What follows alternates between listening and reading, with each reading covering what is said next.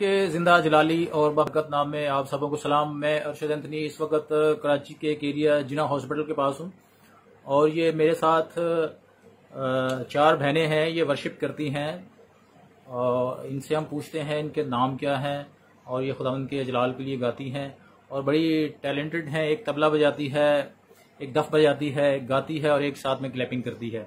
तो आपका क्या नाम है आपका बेटा? मसीह के अज़ीम और जलाली नाम में आप सबकी सलामती हो। मेरा नाम लैरिस औरंगजेब है।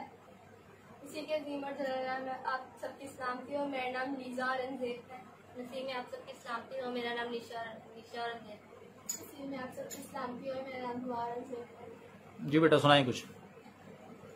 जीवन मिलया मिलया आशीष ठहरी ठहरी ही बरकत आई आई है खुदा। जीवन मिलया मिलया आशीष ठहरी ठहरी ही बरकत आई आई है खुदा। जीवन मिलया मिलया आशीष ठहरी ठहरी ही बरकत आई